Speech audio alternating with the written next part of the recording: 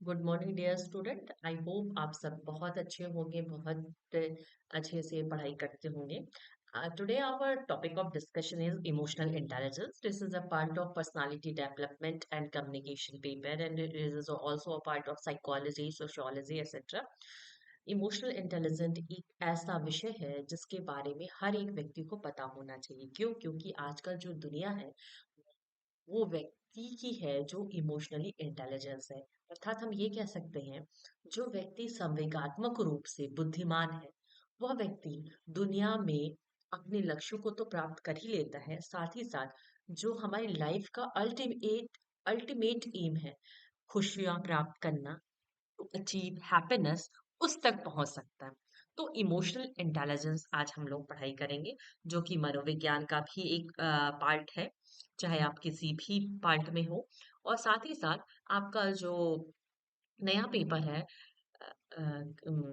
SEC का, skill enhancement course का, कि यूनिट थर्ड का पार्ट है पर्सनालिटी डेवलपमेंट एंड कम्युनिकेशन का, इमोशनल इंटेलिजेंस। तो आइए इसके बारे में बातचीत करते हैं कि व्हाट इज इमोशनल इंटेलिजेंस, और इसकी डायमेंशंस क्या होते हैं और इसके इम्प्लीकेशंस क्या हैं। तो आज जो हम लोगों के का जो टॉपिक है जिस पे हम लोग बातचीत करने वाले हैं वो है हमारा इमोशनल इंटेलिजेंस, जिसको हम हिंदी में कहते हैं संवेगात्मक बुद्धि।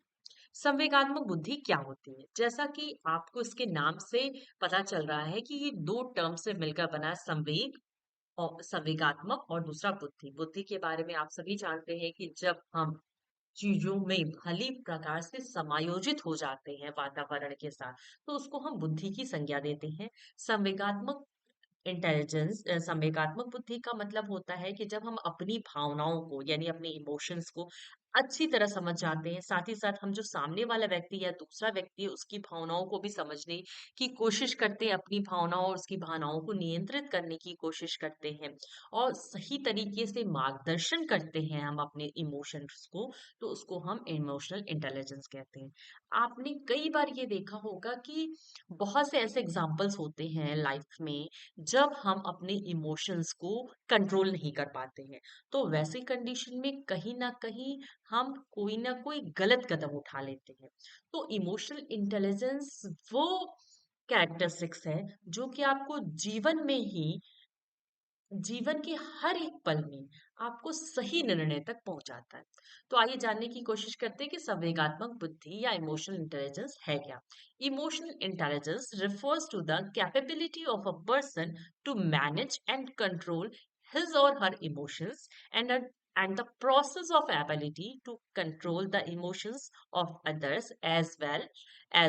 In other words, they can influence the emotions of other people also. अर्थात इसके अंतर्गत, संवेगात्मक बुद्धि के अंतर्गत, हम स्वयं को और दूसरों की भावनाओं को समझने, उसको नियंत्रित करने का प्रयास करते हैं, उसको व्यक्त करने का प्रयास करते हैं। हम अपनी और दूसरों की भावनाओं को समझते हैं, जानने की कोशिश करते हैं और उसको उचित रूप से मार्गदर्शन देते हैं, तो उसको हम संवेगात्मक बुद्धि कहते हैं। संवेगात्मक बुद्धि की बहुत सी परिभाषाएं दी गई हैं, जिसमें गोलमैन ने सबसे पहले इसे परिभाषित करने का प्रयास किया। उनका कहना था कि संवेगात्मक बुद्धि व्यक्ति के स्वयं के और दूसरे के संवेग को पहचानने की वह क्षमता है जो हमें प्रेरित करता है कि हम अपने इमोशंस को या अपने संवेगों को और अपने संवेग से संबंधित दूसरे व्यक्ति को किस प्रकार निर्देशित करते हैं। संवेगात्मक बुद्धि का अर्थ होता है हम अपने संवेगों को सही तरीके से परसीव करें, उसे समझने की कोशिश करें, उसे मैनेज करने की कोशिश करें और देन उसको हम उपयोग करने की कोशिश करें। इमोशनल इंटेलिजेंस में जब हम बातचीत करते हैं, तो मेनली उसके 5 डायमेंशंस हमारे सामने आते हैं या उसके 5 तत्व हमारे सामने आते हैं। जैसे जिसमें हम self awareness, motivation, empathy, social skill और सोशल रेगुलेशन को रखते हैं।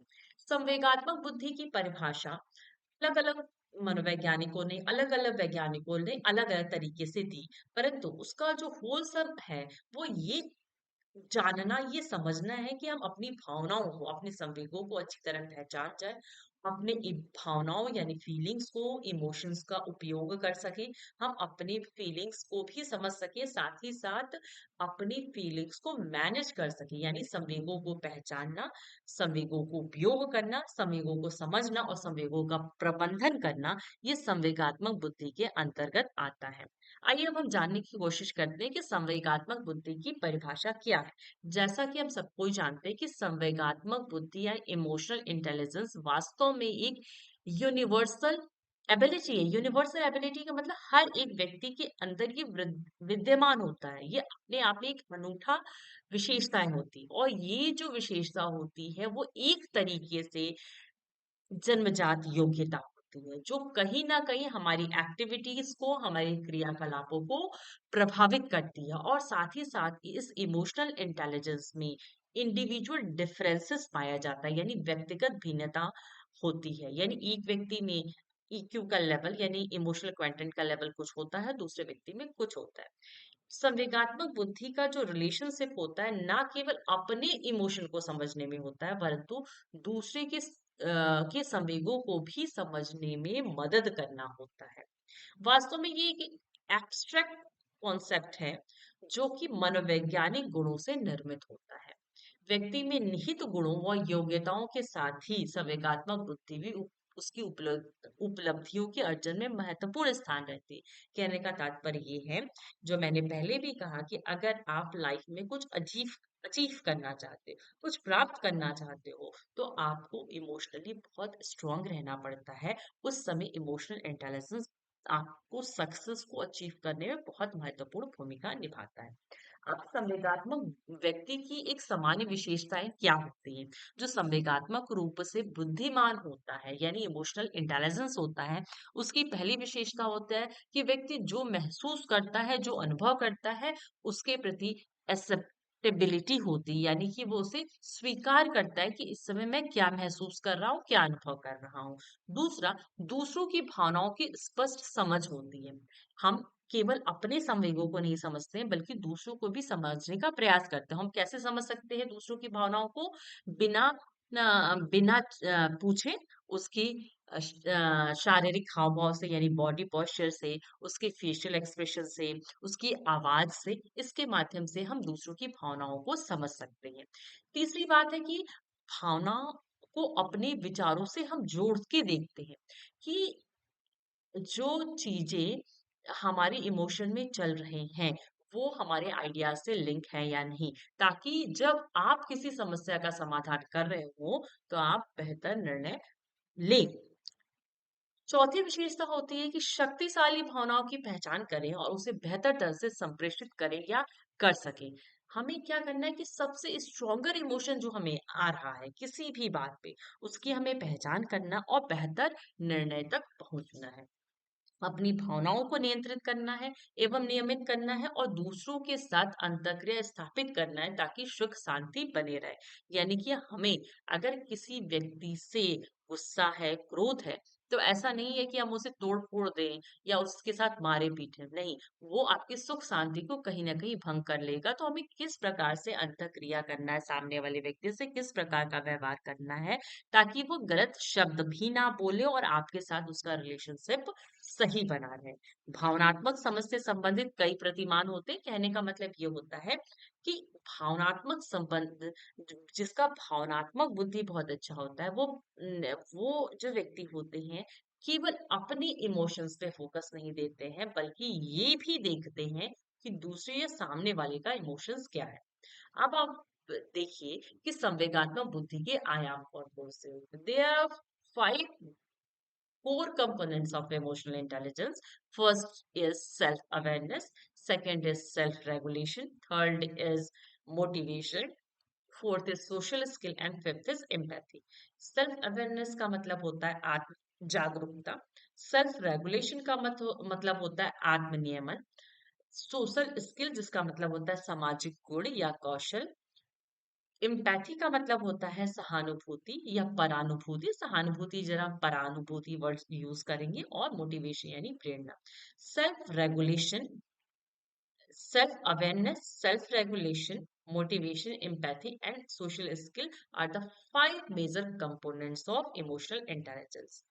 तो ये जानने की कोशिश करते हैं आत्म जागरूकता यानी आत्मज्ञान क्या होता है। भावनात्मक बुद्धि वाले व्यक्ति में अपनी भावनाओं को पहचानने और समझने की क्षमता होनी चाहिए। साथ ही साथ उसे यह भी पता होना चाहिए कि उनके विचार और भावनाएं या व्यवहार दूसरों पर क्या प्रकार का प्रभाव डाल रही है।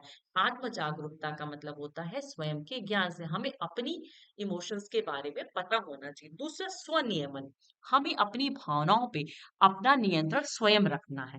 भावनाओं और व्यवहार को नियंत्रित और प्रबंधित करने की क्षमता मेरे अंदर ही मौजूद है।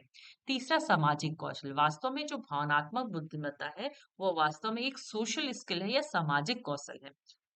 चौथा है सहानुभूति, जिसको हम सहानुभूति ना कह के परानुभूति कहेंगे, जहाँ पे हम अपने आप को किसी दूसरे की जगह रखकर सोचते हैं और समझने की कोशिश कर रहे हैं। जैसे लोग कहते हैं ना कि तुम सोचो अगर तुम मेरी जगह रहती तो क्या फील करती, तो that means you have a ability of empathy. और फिफ्थ इज प्रेरणा, हम अपने लक्ष्य कैसे बनाते हैं, उसको पूरा कैसे करते हैं और किस हिसाब से अपने संवेगों को इस हिसाब से मैनेज करते हैं कि अपने ज्ञान से हम भटके ना। तो there is a 5 basic dimensions of emotional intelligence, या हम कह सकते हैं कि संवेगात्मक बुद्धि या भावनात्मक बुद्धि के 5 आयाम होते हैं: आत्म जागरूकता, आत्मनियमन, सामाजिक कौशलता, सहानुभूति या परानुभूति और प्रेरणा। अब ये जानने की कोशिश करते हैं what are the implications of emotional intelligence, जिसको हम कहते हैं कि संवेगात्मक बुद्धि का क्या महत्व है या संवेगात्मक बुद्धि का क्या उपयोग है। इन सबका आंसर सेम होगा। पहला है आत्म जागरूकता और निर्णय लेने में सुधार। संवेगात्मक बुद्धि के द्वारा हम स्वयं के इमोशंस को यानी स्वयं की भावनाओं को अच्छी तरह समझ जाते हैं और इस हिसाब से हम निर्णय जो है हमारा बहुत कुछ इससे प्रभावित हो जाता है। कार्य प्रदर्शन में सुधार, अगर हम भावनात्मक रूप से मजबूत हैं तो उसका असर क्या पड़ेगा कि हम लोगों के साथ सही तरीके से पेश आएंगे और हम दूसरों की भावनाओं को समझेंगे। जब हम दूसरों की भावनाओं के को समझते हैं तो हमारा जो रिलेशनशिप होता है दूसरे व्यक्ति के साथ बहुत ही अच्छा होता है। तो हमारी उत्पादकता, जहाँ टीम वर्क है, वहां पे बढ़ जाती है। तीसरा है तनाव को सुरक्षित रखें और इससे बचें। ज्यादातर जो स्ट्रेस होता है वो क्यों होता है? वो इसलिए होता है कि हम सही टाइम पे सही इमोशन को अभिव्यक्त करने में सक्षम नहीं हो पाते। लेकिन इमोशनल इंटेलिजेंस आपको ये बताता है कि आपको अपनी भावनाओं का प्रबंधन यानी संवेगों का प्रबंधन कैसे करना है, कैसे आपको अपने इमोशंस को मैनेज करना है। तो इसके द्वारा हम तनाव से अपने आप को सुरक्षित रख लेते हैं। नेक्स्ट है पारस्परिक संबंधों में सुधार होता है। ज्यादातर देखिए लड़ाई क्यों होती है दो लोगों के बीच में? क्योंकि हम उसकी भावनाओं को, उसकी बात को अच्छी तरह समझ नहीं पाते। हम उसकी आवश्यकताओं को नहीं समझते और अपनी आवश्यकताओं को सर्वोपरि मानते हैं। तो ऐसी स्थिति में हमारा विवाद हो जाता है। तो अगर हमें पारस्परिक संबंध में सुधार करना है तो हमें संवेगात्मक रूप से मजबूत होना पड़ेगा। यानी अगर हम संवेगात्मक रूप से बुद्धिमान होंगे तभी हम स्वयं के इमोशन और दूसरे के इमोशन को अच्छी तरह समझ सकते हैं। व्यक्तिगत विकास को प्रोत्साहित करती है। देखिए, संवेगात्मक बुद्धि क्या होती है कि व्यक्ति को अपने संवेगों को पहचानने की स्वीकृति देती है, आत्मज्ञान देती है। इससे हमें पता चलता है कि हमारे अंदर हमारे व्यक्तित्व विकास में कहाँ रुकावट आती है। तो इस व्यक्तित्व विकास को प्रोत्साहित करने में भी संवेगात्मक बुद्धि का बहुत बड़ा रोल होता है। साथ ही साथ हमें प्रभाव और नेतृत्व की क्षमता भी प्रदान करती है। देखिए, सबसे अच्छा नेता क्या होता है? हम उस नेता को सबसे अच्छा समझते हैं अपने हिसाब से जो हमारी बात को समझता है। तो हमारी बात को वही व्यक्ति समझता है जो समझने की कोशिश करता है। और वो समझने की कोशिश कौन करेगा? जिसके अंदर संवेगों की समझ होगी और जो संवेगात्मक रूप से ज्यादा बुद्धिमान होगा। तो नेताओं का कार्य क्या होता है? बेसिकली आपकी भावनाओं को समझना, आप क्या एक्सपेक्ट कर रहे हैं इन चीजों को समझना। तो इसके माध्यम से आपकी नेतृत्व क्षमता का भी विकास होता है। देखिए, संवेगात्मक बुद्धि का जो कॉन्सेप्ट है वो कहीं ना कहीं वेल बीइंग यानी कि कल्याण से जुड़ा हुआ है। संवेगात्मक बुद्धि में हम अपनी भावनाओं को समझते हैं, उसे स्वीकार करते हैं, उसको नियंत्रित करते हैं और प्रबंधन करने का कार्य करते हैं। तो इससे क्या होगा कि कॉन्फ्लिक्ट या एक तरीके से जो विद्रोह की भावना है वो कमी आएगी, जिससे हम एक कॉमन वेलबींग की शुरुआत करेंगे। इसके द्वारा चिंता कम हो जाती है और जो डिप्रेशन होता है उससे भी निपटने में मदद होती है। तो ओवरऑल देखा जाए तो संवेगात्मक बुद्धि जो है कहीं ना कहीं जो मनोवैज्ञानिक तरीके से हमारे अंदर जो दोष उत्पन्न हो जाता है, किसी तरह की एंजाइटी होती है, हम डिप्रेशन का शिकार हो जाते हैं, स्ट्रेस हो जाता है, उन सब चीज से हमें निपटने के लिए बहुत ही आसान रास्ता सुझाती है। इसके माध्यम से केवल एंजाइटी या डिप्रेशन दूर नहीं होता है, बल्कि हमारी प्रेरणा को ये बढ़ाती है, उसको मजबूत करती है और हमें लक्ष्य तक पहुंचाती है। साथ ही साथ बेहतर सोने में मदद करती है। सोने में सक्षम होने का कारण क्या होता है कि जब हम रात को जब बिस्तर पे जाते हैं, हमें नींद क्यों नहीं आती? हमें नींद तब नहीं आती जब हम बहुत स्ट्रेस, एंजाइटी, डिप्रेशन में रहते हैं। लेकिन संवेगात्मक बुद्धि आपको इस तरह का इन्वायरमेंट देती है कि आपको अपना ज्ञान हो जाता है, सामने वाले व्यक्ति का ज्ञान होता है, तो कहीं न कहीं स्ट्रेस का लेवल बहुत ही मिनिमम हो जाता है। तो इसके द्वारा हमारा जो स्वास्थ्य होता है, वो भी बहुत अच्छा होता है। तो इस हिसाब से देखते हैं कि संवेगात्मक बुद्धि जो है, वो बहुत अच्छा कैरेक्टरिस्टिक्स होता है इंडिविजुअल का। और हमें हमेशा यही प्रयास करना चाहिए कि कहीं ना कहीं हम संवेगात्मक रूप से मजबूत हों और संवेगात्मक रूप से बुद्धिमान हों। तो आज के लिए इतना ही। Thank you very much. फिर हम लोग मिलते हैं नेक्स्ट वीडियो में और हम लोग बातचीत करते हैं। अगर इससे रिलेटेड कोई क्वेश्चन आपके दिमाग में हो तो आप जरूर पूछ सकते हैं। Thank you so much.